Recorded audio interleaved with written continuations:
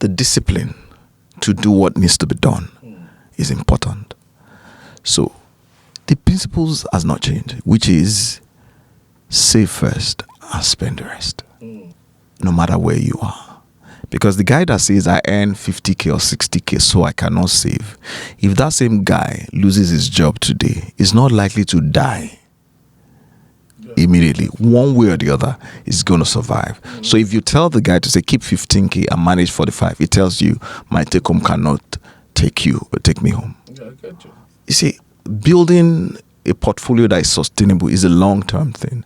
So it's better to start with 20K per month when you're in your teenage, early 20s than to start with 100K or 200K every month when you're in your 40s.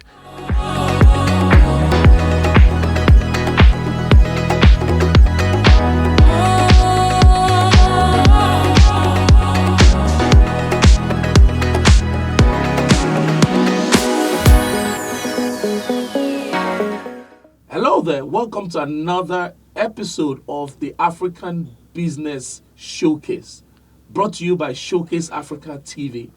At Showcase African TV, our objective is to actually showcase the beauties and the bounties of Africa. And, you know, we're bringing that across to you through our magazine, our podcasts, you know, interviewing innovators, thought leaders, entrepreneurs, and you know, our objective is to show what is happening across Africa, to show you the opportunities, to show you different things you can explore. And today I'm excited. I have a very, very wonderful guest on the show. But before we start, I'd like you to follow us across all social media platforms. It's displaying on your screen right now, Showcase Africa. Follow us across all social media platforms. And also on YouTube, please subscribe to our YouTube channel and turn notification on so that when we bring in a new episode like this, you will be able to see it. We have loads of exciting programs that are coming your way. You just need to stay tuned and stay connected to us. Okay, guys, let's get right into it. Good to have you in the studio, Doc. I was thinking about this interview and I realized that does it occur to you that we did this about 7 years ago? I remember. Yeah. And so that to me connotes growth, because I've looked at our lives both ways. There's been a lot of growth, and that's what I'm starting with. What does growth means to you, first off? Growth to me is essentially being better than yesterday as a person. Yeah. See, every other thing we see outside is more of like an output of who you are as a person. So if I wake up today and I can clearly identify one thing I've learned or that I learned yesterday that is going to impact my decision or my thought tomorrow, I think that's growth. And you keep doing that on a consistent basis. Every other thing we see, maybe business growth, whatever it is just an output of who you are as a person. So that's how I define growth, being better than yesterday. So what the leading question for me now will be, I believe that growth is a science, right? But what are the fundamentals? Because I haven't watched you grown, and we're still going to deep dive into that in terms of what you've been able to do in the last couple of years and where you've been, is to say, what are the attributes? What do we, if I really want to change my life, if I really want to grow, what should I be doing every day? What have you been doing every day? Yeah, you've alluded to it in a bit of saying, okay, learning something new every day, improving every day. But I believe that maybe you want to share one or two other principles. Yeah. Well, first thing I'm going to ask is, if you have a direction, first of all, you can't grow if you don't understand where you're headed to. Where are you going? Yeah. So growth is a journey. But if growth is a journey, it means that there's a destination, technically. The destination can always change. So once you understand that growth is a journey and there's a destination, so the first question you want to ask yourself, where exactly is my destination?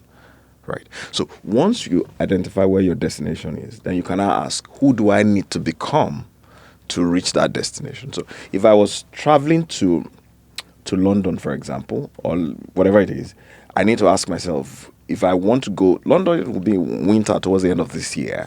What do I need to hold? Who do I need to become? How do I need to behave? Yeah. So, but whatever I do, whatever preparation I make, whatever I learn is because I know I'm going to London. It's obviously going to be different if I'm going to Ibadan, right? So it's first of all about identifying where am I going and asking yourself, who do I need to become to actually get to that destination, to manage that destination?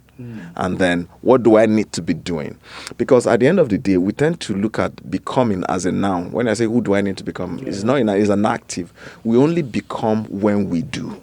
So another way of saying who do I need to become is what do I need to do? Because you do and then you become. And it's pretty very simple. If I ask you now, let's say you say I'm an accountant, right? Or I'm an engineer. And I ask you, how did you become an engineer? You finished secondary school, and then for like 5 years, every morning, probably 8 to 5, while you are in school, somebody comes to teach you. You pour over engineering subject, you read it, you listen to it, and then 5 years. Is it not shocking that you just do that for 5 years, and then after 5 years, they just give you a certificate and say you are an engineer? And let me tell you what happens. Once they give you that certificate and say you're an engineer, do you know that your behavior changes as a person? There are some people that will behave certain ways. Say, don't mind him, he's an accountant, that's why he's stingy. But who will become transform how we think, transform how we behave. So it's about doing. You go to class every morning. You don't need to do anything more than going to class every morning, reading it, thinking about it, becoming it. And then you wake up and like, you're an engineer. You say, yeah, you're a doctor. You're like, I am a doctor. It changes who you are as a person. So if you are, a digression now, if you want to predict what you will be, what your life will be, you need to just check what you do on a daily basis. What is a preoccupying action for your time? You can predict. If you consume excess of Nollywood with all the negativity, and you can't wake up 4 years later and you are a specialist in anything serious. I'm not saying there's anything wrong with Hollywood. I'm just saying, what you consume, what you meditate on, what you think about, what you do, you end up becoming. So you can predict. You go look in the last 3 months of your time and ask yourself, what exactly am I gorging on? And then you can actually extrapolate, and that is who I will become. So that's the path to growth. So if I could get it correctly, the first thing we talk about purpose and direction. In other words, being able to define where you're going. And another thing, of course, that you've mentioned clearly is the issue of consistency. And that makes sense. We'll come back to that. Now, I want us to take it from the top now, for you to introduce yourself. Who are you? Who is Dr. Seyi Olufemi?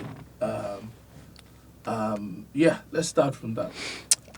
Well, I've never been able to do that. But what I would say is I'm a salesman that is empowering people to live to their fullest potential through the provision of affordable finance, wealth creation opportunity, and information. That is what I want to do. If you see what my goal is for the next 2 years, I said, can I raise 200 people who would earn minimum of 10 million? So that is the person that is seated before you.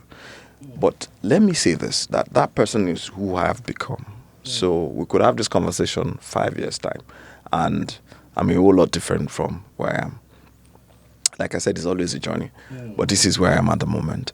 I would quickly touch on the point of issue of purpose. When we talk about purpose, people get carried away with the mystic nature of it. So there is basically nothing mystic about it. It's first of all, wherever you are, if you decide to be the best of what you're doing, that is purpose in itself. In your quest to be the best, you would find out which other junctions of life you need to turn into. The problem with people who say they are finding purpose and are excellent in the place of a current engagement is that they will never find it. Purpose finds you in the place of excellence. When you are dedicated to what you do, if you are the best camera guy, you will discover that the doors of where you should go next will open to you. Just like what you do, for example. You started out basically somewhere else, and you've done a lot more than what you're doing. It's because you're good at what you do, and the other doors open. And then as you begin to journey, you discover that you'll be found by purpose. So you don't find it, it finds you. And history is replete with it. So coming back to it, I'm just a salesman that is trying to change the narration, particularly within the real estate and mortgage industry.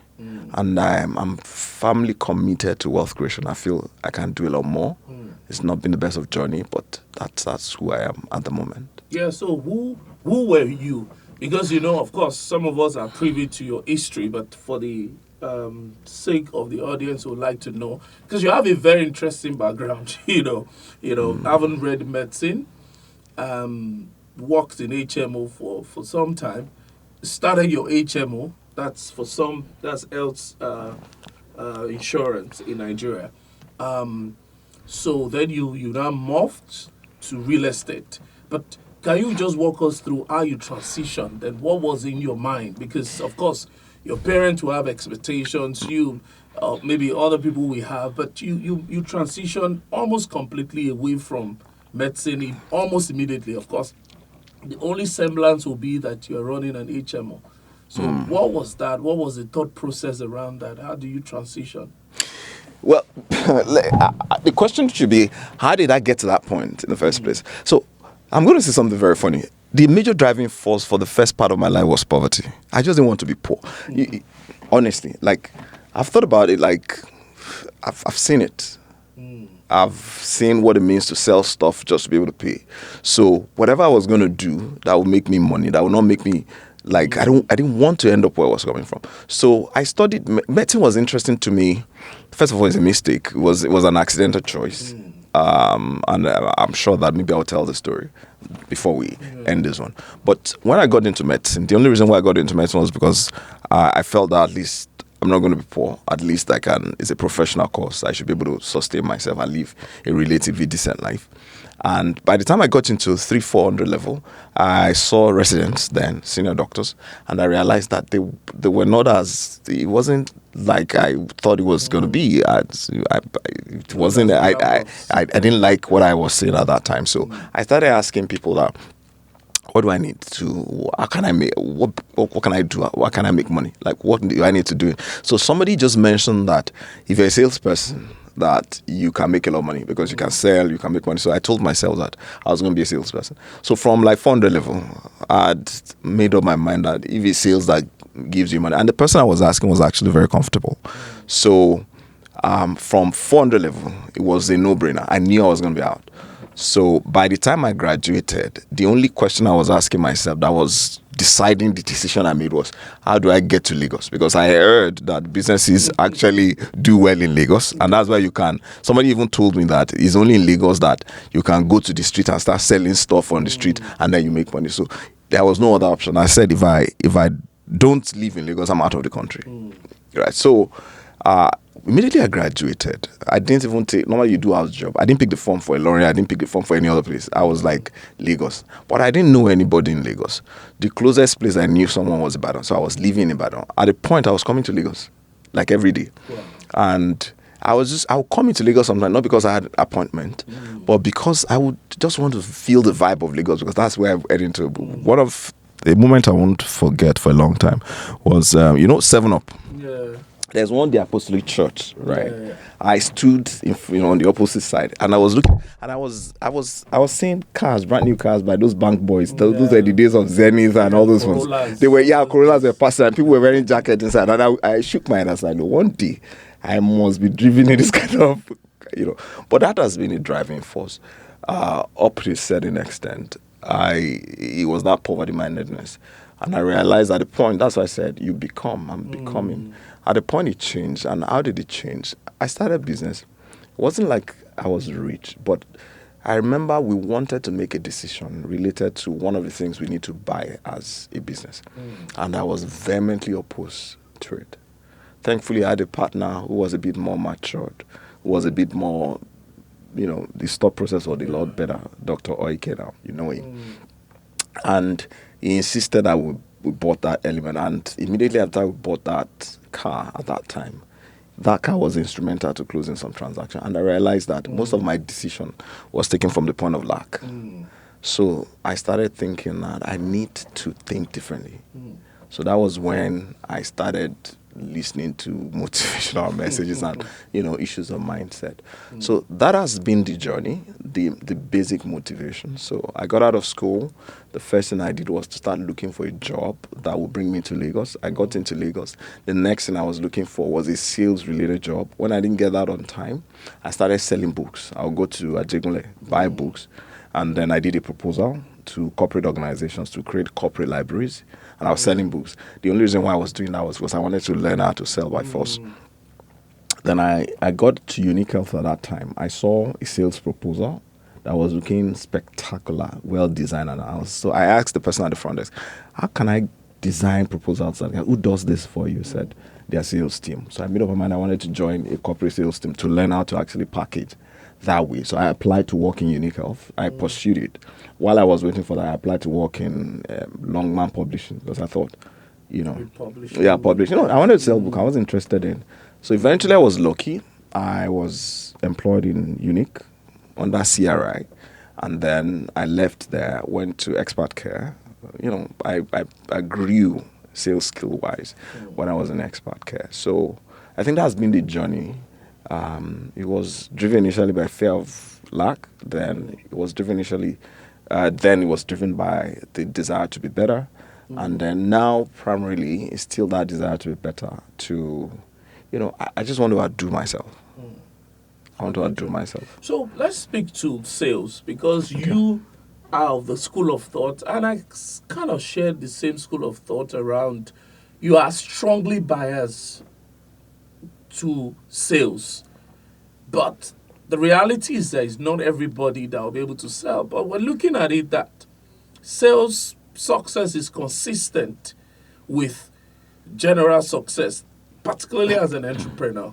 So what's the hope for people that probably will say, I don't know how to sell, I don't want to sell, I don't like to stay in front of people, and they're running business? Do you think one can succeed in business without sales? It's going to be hard. See, the essence of business, value creation and value exchange, right? You create the value, you exchange that value for the value you require, which is money. The process of exchange is sales. So if you're not a salesperson, get a co-founder who's a salesperson. Build a sales infrastructure. Because, there's a saying that I like, 50% of your business problem can be solved by selling. You can sell your way out of any problem. At least it will generate cash flow. Yes. If you have the cash flow, you can now try to look for how to solve your problem. But if you don't have that cash flow, forget it. You are dead. So if you don't want to sell, either you get somebody that can sell or you go work for somebody that is selling. You cannot not want to sell. And you see, the environment where we exist gives you a lot of platform that you don't have to show your face to sell. If you know how to, depending on the product, how to create sales funnel, self-fulfilling sales funnel, you can actually sell without you being out there. So this is the age of idea and the gigs. You can do that. But if your business requires you to be out there, bro, if you don't get out there and carry the product on your head, hawk it shamelessly, you can never succeed in business. That is, and apart from product, we all are selling. You need to be able to sell yourself to the people that you lead. You sell yourself to the stakeholders of your life, your directors, your investors, your staff, your partners. You sell by constantly engaging. My opinion is there's nobody that cannot sell. It's only that we choose to believe we cannot. If the guy who says he cannot sell, let's assume he has a daughter or a son, and I kidnap the son, and I said, you need to speak with 1,000 people, and they should give you 1 million each. That guy that is saying I cannot sell, I can guarantee you that he's going to speak with everybody. And he's going to get a result out. I'm sure you know. Because it's different. So at the end of the day, is how bad is your one? How bad do you want to do it?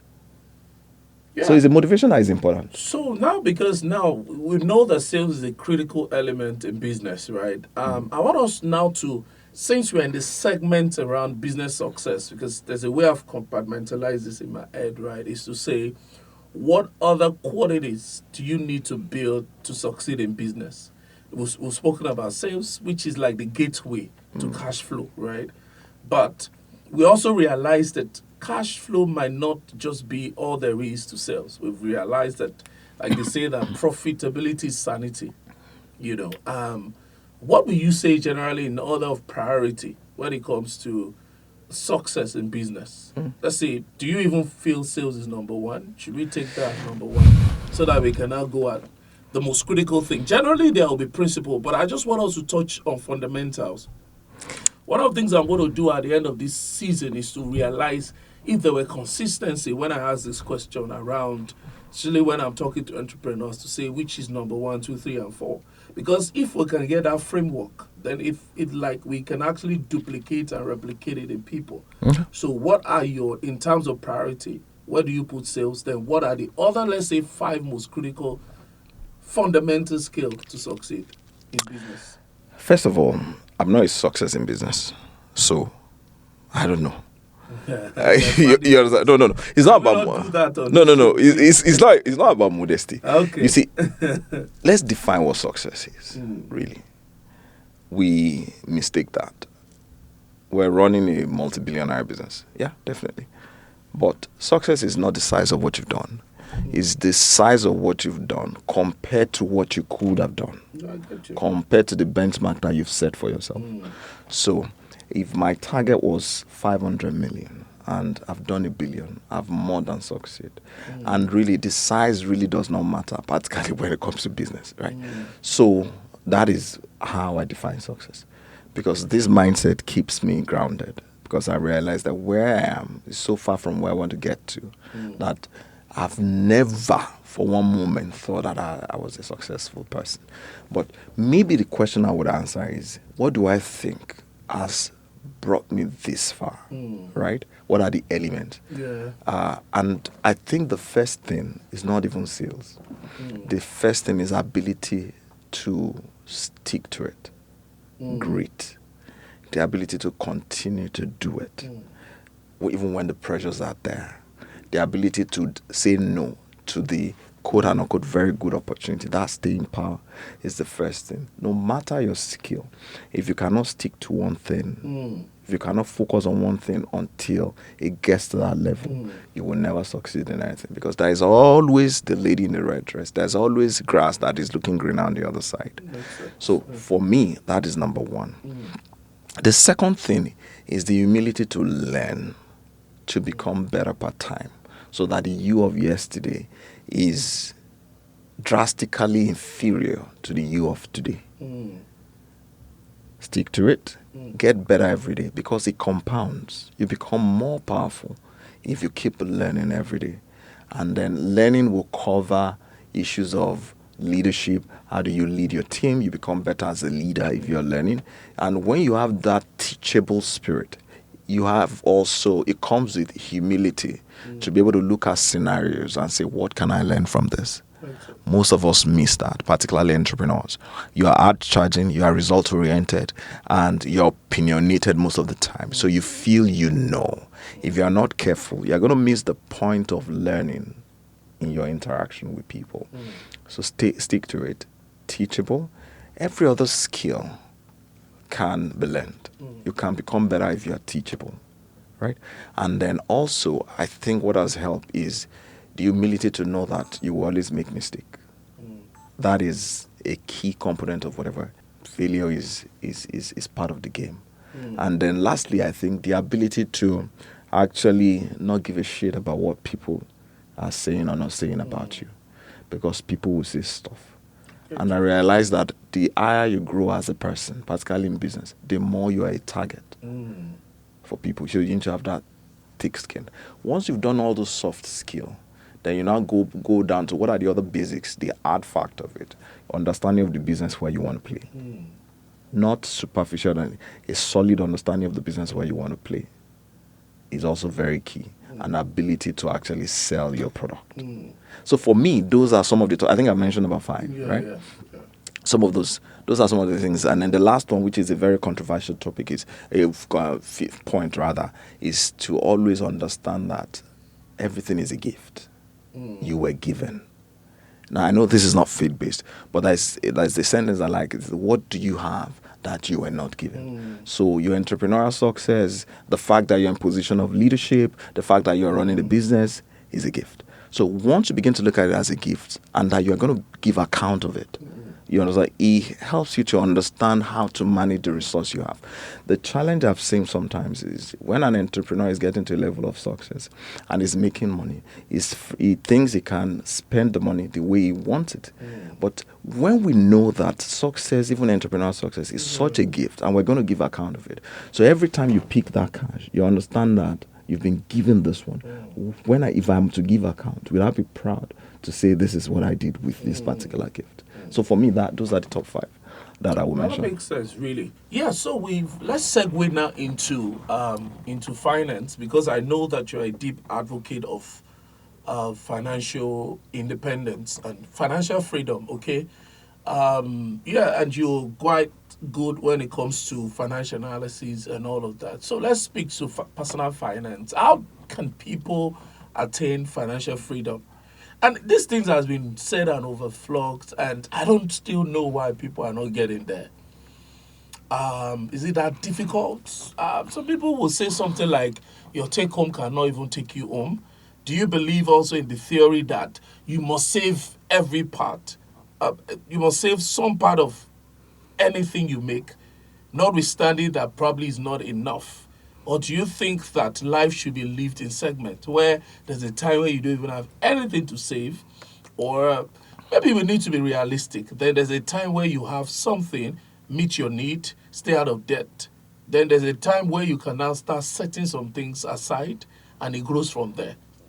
Because I tend to nowadays think around the later, which is there are really practically sometimes you don't have money to save, but always aspire towards a place where you have excess to keep and to invest. What are your thoughts on that?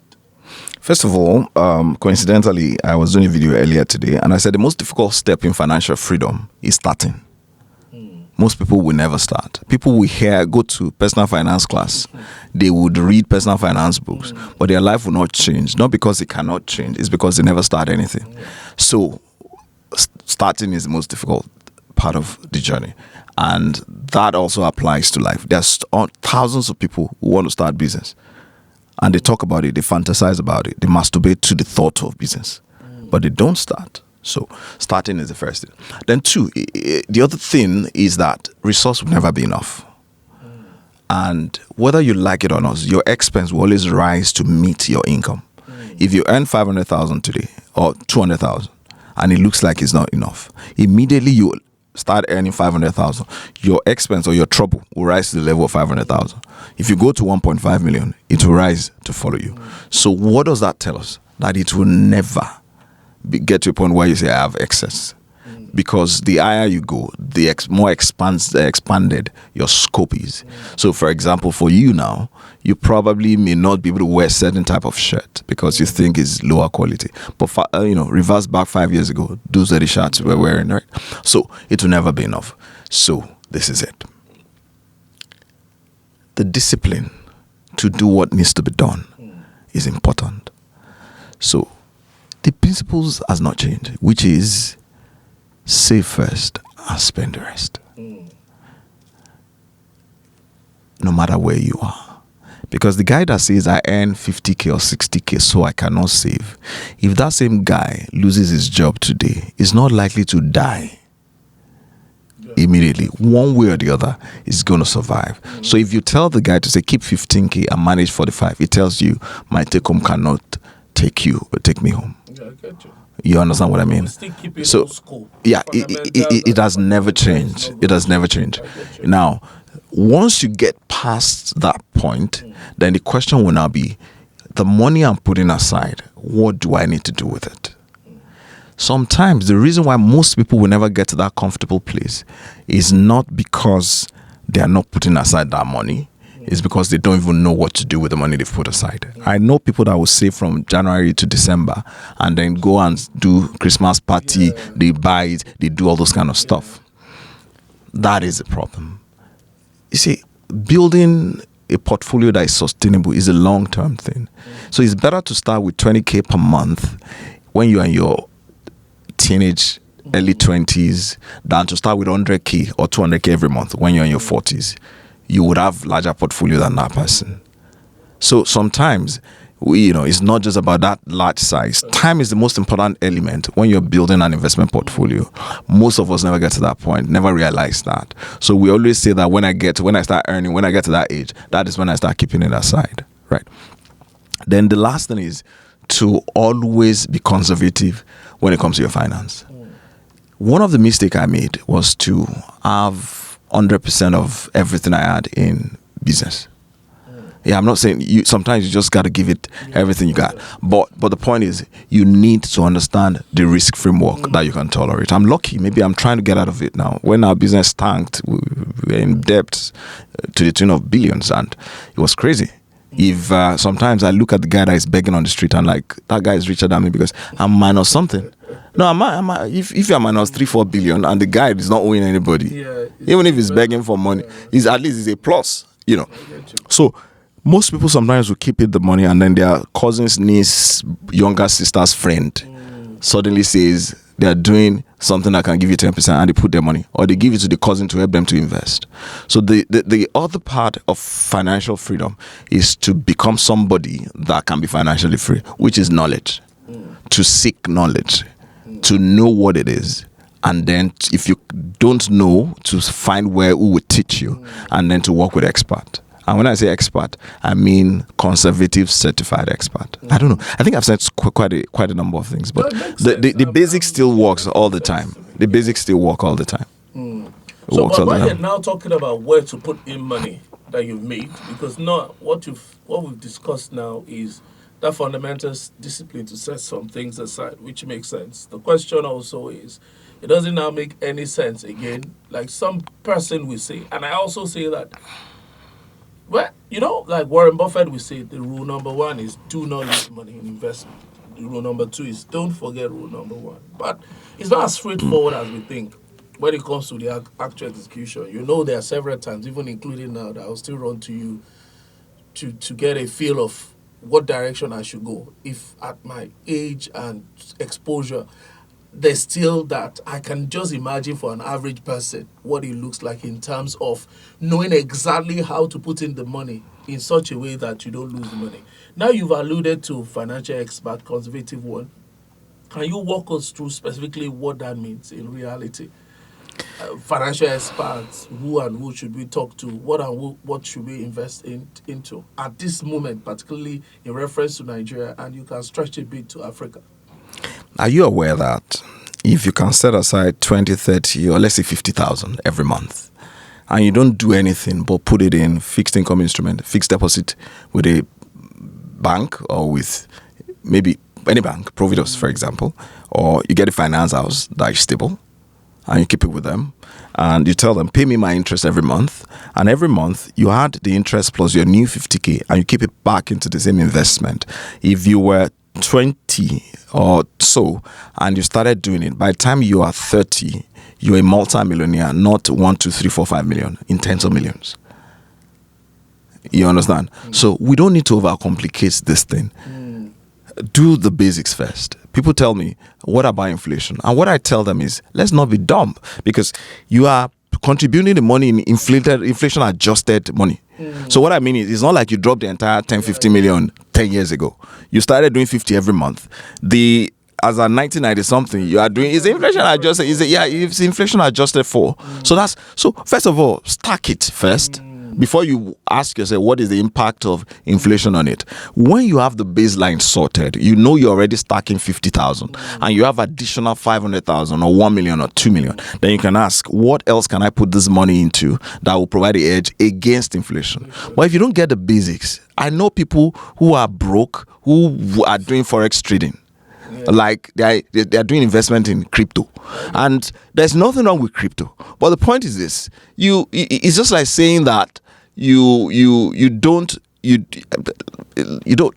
know, you've never been to the airport, and then you say you want to fly a jet, a fighter jet. Like, what do you think is going to happen? You're gonna get killed. You understand? Or reasonable, unusual level of risk. It's not even risk. Losing money. It's not even risk. It's about stick with the basics. It works. I got you. It works. So don't worry about, there's nothing wrong with crypto. We can talk about that as part of your investment portfolio. But if you don't have blood, you cannot donate. So if you are starting, sticks to the basic. The reason why we don't is because it's not flashy, it's not sexy. Everybody is talking about how crypto is doing this, crypto is doing that. You want to join, you want to be like, I'm exposed to crypto. What's that? Yeah, I get you. Why don't you just take your money into fixed deposit, keep it there every month, get your interest, add the new one, reinvest it into that same portfolio. If you start with 20, 30, 40, 50K today, you probably will end up in 10, 12 years, if you are consistent, with 15, sometimes 20 million, depending on how much interest you're able to negotiate. So before we start saying that, do I need to start looking for expert? Do the simple first. That one, at least anybody can do it. I get you. Right. And if you know you cannot, take the cash you have, the same way you are contributing, go and buy an annuity product. It's an insurance product that is available, that is safe, and you say, I want to do 50K every day for the next 10 years of my life, 10 years of my life. After 10, 12, 15 years, I want to be paid 3, 4, 500,000 every month for the rest of my life. There's product like that called annuity. That is basic, that is simple. But people will not look at those simple things. I'm sure that, if, I've seen somebody say, I'm investing in Forex trading. Like, it's just like speaking. Yeah. It's just like speaking in tongues. Like if you can get in front of people and like I don't get it. But once you've done that, you can be consistent with that. You know you've got that locked down. You cannot say, okay, what else can I do? Makes sense. You understand? So Yeah. let's look at the economy now. Let's zoom in, and now we begin to really touch some vital things I want us to also discuss, which is about the economy. A lot of people are very distressed at the moment. Yeah, we went through a period of shock, but as far as I'm concerned, I think we're out. There's a bit of stability. The dollar is against Naira, pretty stable. The inflation is dropping. I did a video this morning around that. But it seems that maybe because of the social side of things, that trickle-down effect in terms of how the economy has fared, people are still not getting it, which I believe that speaks to socialism and the government being strategic and being responsible enough to make sure that they balance and they give buffer. Other than that, from the capitalist standpoint, I believe that things are pretty stable. So what's your opinion on that? What's your opinion around opportunities in Africa, particularly in Nigeria? Why I'm smiling is I think it was the topic of conversation today when we were doing a particular video conversation. And first of all, I'm not a politician, but I love this country. Like, I'm very passionate about Nigeria. And I can say that policy-wise, this is one of the best government we've had. But I also understand that to the average person on the street, they're not feeling the impact of all these things. But this is what I tell people that, am I allowed to use examples from the Bible, right? There's this prophet that was praying for rain. And he would tell his servant, go and look outside. So I said, I didn't see anything. At a point, the servant came back and said, I saw the cloud like the fist of a man. You remember the story? And he said, go and tell this person that it's about to rain, that he should guard. So it has not started raining, but we can see the fist of the man in the cloud. So that is the way it is. That's one about stability. I think that, yes, it's very tough now, particularly because of the nature of what we experience, sudden devaluation when it comes to the Naira and removal of subsidy and the likes. But I feel strongly that is what needed to be done. I was speaking with a friend of mine, a classmate of mine yesterday, and he made a point. He said that we need to do what we had to do. We needed to do those things because at the end of the day, we've been living in a bubble. A subsidized economy is never sustainable. Unfortunately, the masses think that the subsidy is for them. The people that benefit from the subsidy is not the masses. It is the cabal that can continue to latch on to those subsidies. It was abuse. I have friends who were beneficiaries who have told me, look, they made so much money. So it's not even trickling down. But there's a perception of ease. But whether we like it or not, that ease that we're enjoying is a trade-off for a better future. We would suffer it down the line. So this decision needed to be taken. So that said, I also tell people that we will give it time. If we're consistent, if there's no change in policy because one funny guy just comes in and is trying to be popular, everybody will be beneficiary in the long term. I know it's tough. So that's one. On the side of opportunity, I tell people that, first of all, the quantum of problem is directly proportional to the quantum of opportunity. The more the problem, the more the opportunity.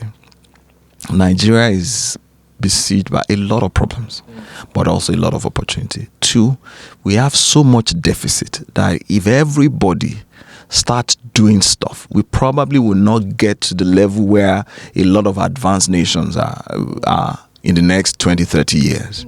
What it means is there's so much to be done. I was speaking with one Indian colleague of mine, and he said that he's always amazed that when he was coming from India, everybody wants to come to Nigeria. When he got to Nigeria, everybody wants to leave Nigeria. Now, what exactly is the problem? And it's simply about you only find what you are looking for. The same thing with the story of the woman in the red dress or the green car. The day you decide that you want to buy a Toyota Corolla 2024, that's the day you realize that there are plenty of Toyota Corolla 2024. You start seeing them. And it doesn't have to do with Kylo. If you like a particular shoe, you've not been noticing it before, but you say, look, I want to buy this kind of shoe. The day you decide this is the shoe, you can even say, I want to buy the black color. Once you step out of your house, what do you think would happen? You start seeing black color of that kind of shoe. It's not like they are not there before. It's just that you were not looking for it. You always find what you're looking for. So what is the implication for us? If you are one of those that is always looking for the errors of the government, for the problem that exists in our society, in our country, you will find plenty of it. But if you are one person that is looking for opportunity that exists, that you can take advantage of, rather, you are going to find plenty of it. So the question is, you find what you are looking for. So what are you looking for is the question.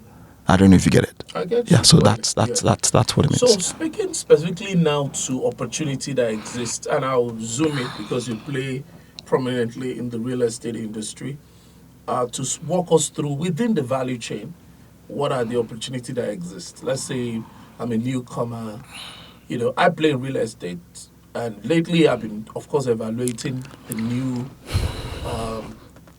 way I want to play within the value chain. Right? There's supplies, there's prop tech, which has always been a troubling one for a long time. Maybe there are few outliers, but residential, some people are making headwind there. So again, for me, generally, it's just, okay, from your observation, playing across the value chain, what will you say to one or two, three opportunities that I imagine, or they're so obvious, but it's not being met? Let's start from the easiest to get into in terms of if you want to do real estate related business. Yes. Brokerage. If you look at advanced climb, brokers actually determine the direction of the market. They are heavily present. Yeah. The brokerage environment in Nigeria is sparse, no matter, in spite of how many realtor groups we have. Are you aware that some of the largest real estate companies in the world are brokerage firms? I always talk about Keller Williams, for example. Yeah. We don't have any brokerage firm that is 1,000 of what Keller Williams is doing today. Right. So that's one opportunity. So if you go up from there to say, everything. Let me say this. We have pension funds today. Pension funds is one of the largest privately managed funds in Nigeria today, and increasingly there is a gap because they don't have the depth that they need in terms of the investment opportunity where they can put those cash. You are looking at tens of trillions of naira. Now, real estate is one of the options for long-term investment if you want capital appreciation. So let's start from that. These people eventually will still need to start investing heavily in housing development, residential, commercial, and the likes. And that is a gap. So if you mentioned brokerage, if you are a broker who says, I want to target institutional grade asset, that's an opportunity. If you're a developer you're building small residential and say, look, your goal is to target institutional development that you can sell to pension funds and all those ones. That's another group. If you are somebody who supplies material for the entire construction, do you know how difficult it is sometimes to source for material that you require to build? That is a gap in itself. Financing is also a gap, because the construction industry, because it's shrouded in a lot of irregularities, because it's opaque, it's not so clear, there's a gap. So if you're a finance person and you want to provide funding, as long as you can de-risk it, that is an opportunity. If I already talked about the material input from basic thing, as you'll be shocked that people are selling something as simple as plywood board, and they are doing billions. People are selling tiles, they're doing billions. People are selling whatever it is, and they're making billions. So you can take it from there. I have a friend, a lady who runs a cleaning firm, and she complains every day that she's finding it difficult to leave because she's choked. That is an opportunity, because she does a lot of residential and industrial cleaning. So just decide that, what do I have affinity for? Stick to that and build expertise around that. I've talked about the construction. I've talked about brokerage. And let's even say we sell it, whether mortgage. People would default in mortgage payment. Distressed property represent another opportunity. There is no structured market for distressed property today. And a lot of buyers who have liquidity, who would not mind taking advantage of opportunities that would happen in terms of the distressed market. Somebody who bought a house, the house is valued at 600 million, he bought it at 200, and is really not getting money, can put it out for 400. That is the opportunity there. So if somebody can come together, put it all together and say, look, I want to organize how this works. I know a company that does a marketplace for material inputs, reinforcement cement and all those ones. That's another opportunity. So it is endless if you take time to look at it. I know corporate organizations who are media agencies who focus on the real estate sector. They help real estate development company to create campaigns and then to help them to sell. Those are opportunities. So we can continue till tomorrow. Thank you so much. So as we begin to draw to a close, I just want us to walk us through a major challenge you've been through in your life, and how were you able to navigate it? Actually, the outcome of this question will be, how can people navigate crisis and never waste a crisis? You get what I mean? So look through, that a very, should I call it suicidal? I'm sure you're familiar with some of them. Yeah. I think one of the most tumultuous period I've had was when we invested a lot of money in 2-3 projects, and 2 or 3 of them failed. And you're looking at, it's not 2, it's not 3, it's not 4 billion. And here was I keep joking about it, that the closest relative I have is probably like 2 or 3 states away. So, and then you come into Lagos, you try to build a business, and then you lost so much money. So some of the first thought in my head was, this is a good time to jackpot. Like, you understand? Yeah. So like, it's a good time to jackpot, like, it's time. But what I've learned is that, first of all, if you make up your mind that you will not run, you've won 50% of the game, right? That you're gonna stand, you're gonna face whatever it is. That's number 1. 2, to realize that everybody who is angry with you, they're justified, because they didn't tell you to start a business. So people will say stuff. If you first of all realize that they're right, they have a reason to be angry. So that's solution number 2. Number 3 is to ask yourself every day, how do you solve this in favor of those who have trusted you with their money? They won't understand, and don't expect them to understand. If you were in their shoes, you probably may not understand. Maybe I will understand now because I've had those challenges. So how do you solve the problem? And then to wake up every day and ask yourself, what one thing can I do today that will help this problem to go away? And then to forgive people in advance. Because one of the issues is you feel so offended when people do some shitty stuff. And sometimes you can't blame them because they've been swindled. So how do they know that this is a genuine mistake? And then to respect how they feel and engage them on the basis of that respect. To say, look, how do I sort this thing? The last part, which I know I missed, thank God for my partner, Wale Teller, is to constantly communicate with those people. Some of them would not want to listen to you, are not interested in listening, but put it out there. For me, because sometimes I wake up at the peak of it. There was one morning I woke up around like 5:36.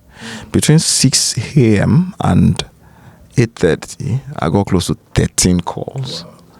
And the calls were not, how was your night? The calls were, I saw your company had on something. You are fraudulent. Another one called and say, how do you have the guts to even go on social media and talk when you are owing me? Another one would say, yeah. Another one would say, you understand? You understand? Another one would say that it just takes me 2 minutes to start talking about this rubbish you're doing. Another one would tell me that, how can you have conscience and you owe people's money? And honestly, don't think about this way. The business we do is large ticket. For some of these people, is the single largest investment they would make. So it's important to them. So they're acting from that viewpoint because it might mean success or failure for them. So that sensitivity has got to be there. So you need to be able to manage those emotions and manage your emotion. So we're just beginning to gradually get out of that thing.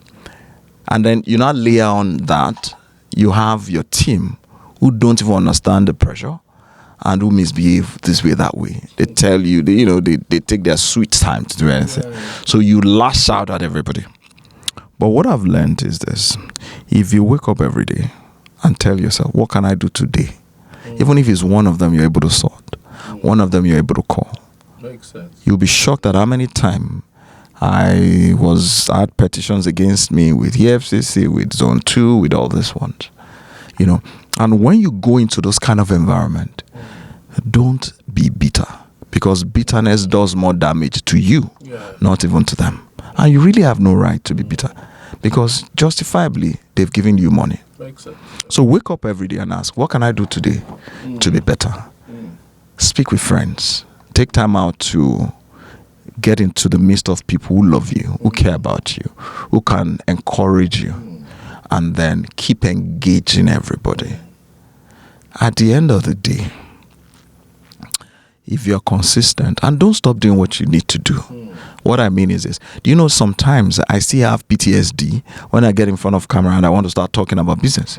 Because I'm afraid that somebody will see that like, there's this thing that I feel like, particularly for some of those we've not been able to sort, a few more, and I get in front of camera like, wow, there are events I see struggle to do, but it's an error to give into that fear.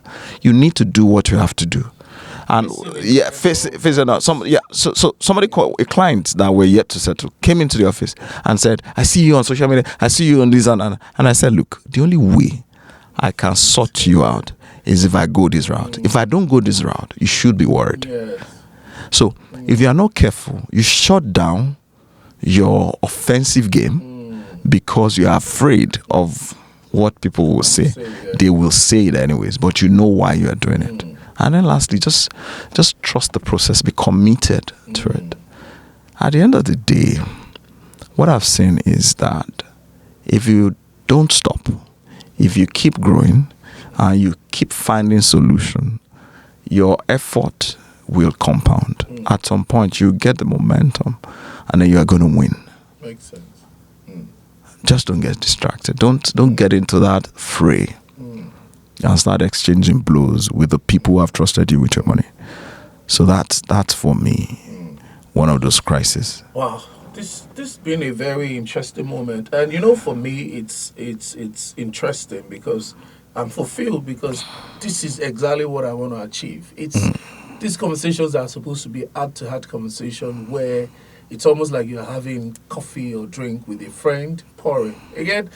I drew some of this inspiration from you in our numerous conversations. We have to meet literally every week. And it's this kind of thing I want us to bring to the table for other players, innovators to come share, so that we can learn from each other. It has been a very, very interesting and, as usual, fountain of experience, wealth coming through. And I really appreciate it. Thank you for coming on this. Thank you very much. So you are the first person for the Nigeria edition, which is quite okay. interesting. So do we get a gift for that? Don't worry, we'll look. Where's the account number? So thank you so much, Thank Dr. you. Seyi, for showing up and having this conversation. Thank you. It's been very great, and I'm sure the viewers have learned one or two things. Now, guys, we're just starting. We have loads and loads of people we're bringing your way on the African Business Showcase. Of course, with our other shows. So what I would advise and I will encourage you to do is to subscribe to our YouTube channel and follow us across all social media platforms. Remember, we're here for you. We want to showcase, we want to show you the bounties and the beauty that exists in Africa. Africa is the last frontier and we're just getting started. Till I see you on another episode. Take care and go flying. Thanks. Bye.